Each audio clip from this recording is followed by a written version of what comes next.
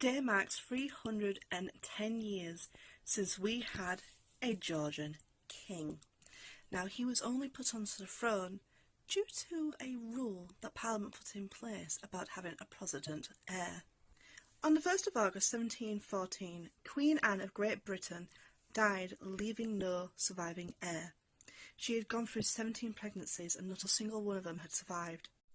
During Anne's reign, due to the fact that none of her children had survived, government put in the Act of Settlement in 1701 that stated that the next person to take the throne had to be from the Stuart bloodline, but they also had to be Protestant. The government traced it back through the Stuart line back to James I and found Elizabeth, who was his daughter, and through her they found Sophia of Hanover. She was then going to be destined to take the throne after Anne had died. Unfortunately, Sophia had died 2 months before Queen Anne, so the next person to be in line for the throne was Sophia's eldest son, Prince George. Prince George was now going to be king of not just Hanover in Germany, but also king of Britain. So on the 20th of August 1714, he travelled to Britain to be crowned king of Britain. During his first year of being king, however, there was a Jacobite uprising, with many Tories backing the Jacobites, wanting to put a Stuart Catholic king back on the throne. The rebellion was quickly put down, and this made George then not overly trust his ministers. He ended up putting the Whigs into power and didn't really challenge their authority. As with many kings or queens before him, George ended up getting a lot of hate in the time of his reign, not only by his people and his ministers, but also a lot of hate from his son as well.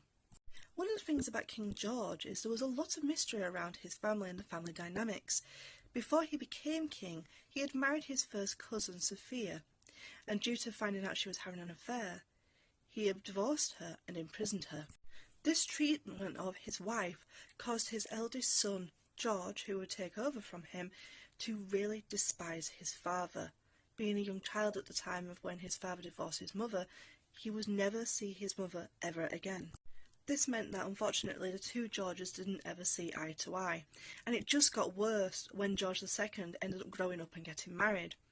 Due to a misunderstanding at his son George III's christening, George I exiled his son and his son's wife, and took his grandchildren away from them, making sure that the parents would behave themselves before they could have them back. Unfortunately, their little boy ended up falling poorly and dying. And this just caused the rift between George I and George II to grow even more, with the two Georges full on hating each other due to everything.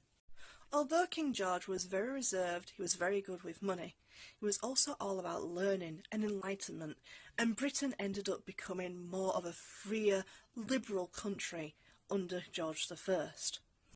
George always preferred his home in Hanover, and it was in Hanover that George I died in 1727, and his son George II took over the British and Hanover throne. Britain had now entered what would forever be known as the Georgian era.